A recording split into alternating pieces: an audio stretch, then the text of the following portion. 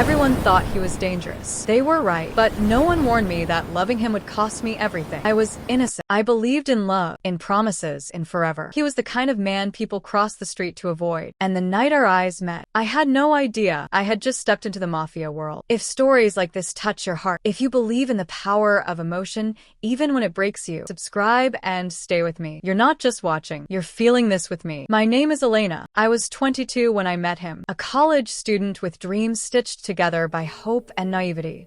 I worked part-time at a small bookstore near the city center, the kind of place where dust floated through golden afternoon light and customers spoke in whispers. I love that job. It was quiet, safe, until the day he walked in. He didn't belong there. That much was clear.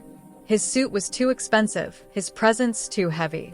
People moved out of his way, without him saying a word. The air seemed to shift around him, like gravity bent in his direction.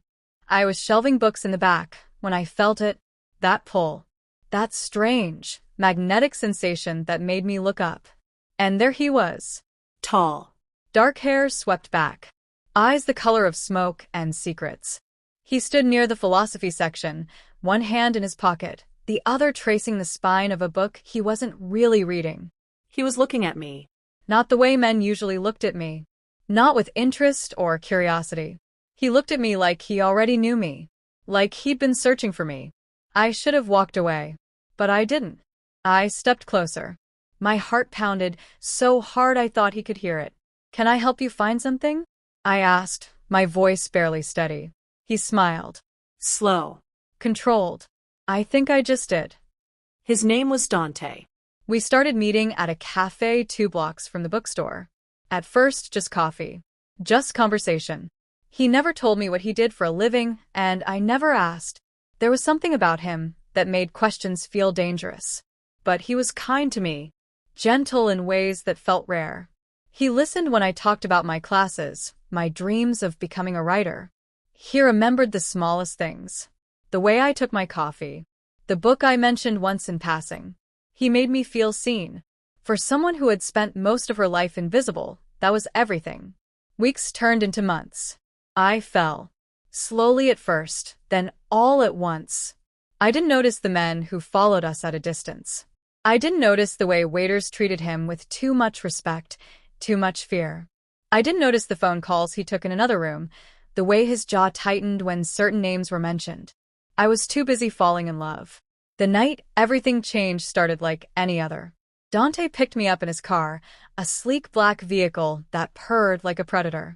He took me to a restaurant I couldn't pronounce the name of, where the staff greeted him by name and led us to a private room in the back. "You didn't have to do all this," I said, smiling as I sat down.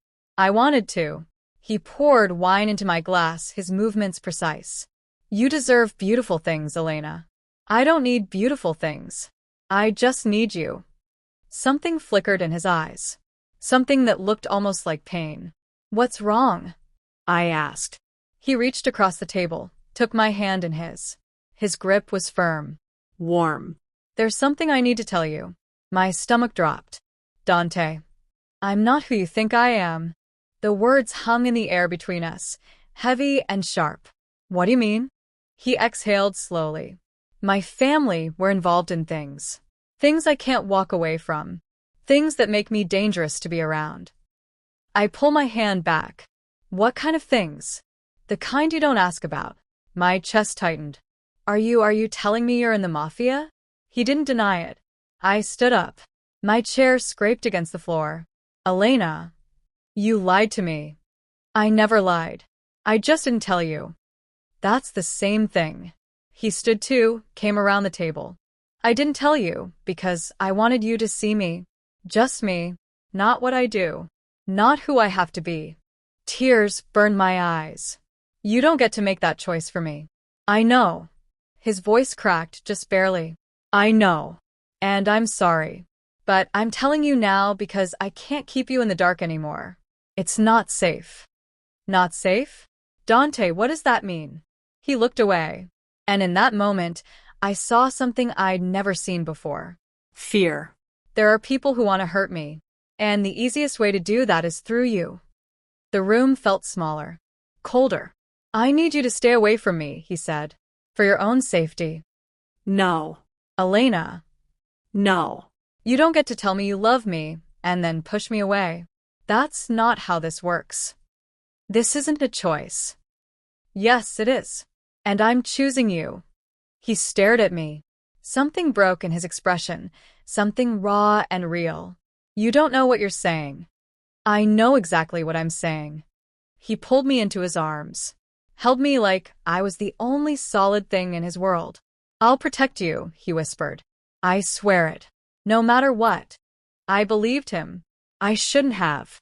2 weeks later, I was walking home from class when a black van pulled up beside me. I didn't have time to scream. They dragged me inside, tied my hands, covered my mouth. I was taken to a warehouse on the edge of the city. Cold. Empty. The kind of place where no one could hear you. A man stepped forward. Older. Scarred. He smiled, but it was the cruelest thing I'd ever seen. You must be Elena. I couldn't speak. Couldn't breathe. Dante didn't tell you, did he? About the debt. About what he owes us. I shook my head. He stole from us. A lot of money. And now he thinks he can hide behind his family name. The man crouched in front of me.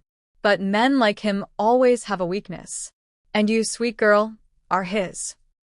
I understood then. I wasn't just the girl he loved. I was collateral. Dante came for me that night. I heard the gunfire before I saw him. Shouting. Chaos. And then the door burst open, and he was there, covered in blood that wasn't his, eyes wild and desperate. He untied me, pulled me close. I'm sorry, he said, over and over. I'm so sorry. I couldn't speak. I just held on to him. But even as he carried me out of that place, even as he promised me it was over, I knew the truth. It would never be over. Loving him meant living in his world. A world of shadows and violence, and debts that could never be repaid. 3 days later, I packed my things. I left a note on his kitchen table. I didn't say goodbye, because if I saw him again, I wouldn't be strong enough to leave. Now, 2 years later, I live in a different city. A quieter life. I write stories about love and loss, about girls who loved dangerous men. I never see Dante anymore. But sometimes, late at night, I still feel him. Like a scar that never fades. Like a warning I didn't heed. Everyone thought he was dangerous. They were right. And loving him cost me everything. But some part of me, the part that still remembers the way he looked at me in that bookstore, the part that still aches when I think of his voice, some part of me would do it all over again. Even knowing the cost.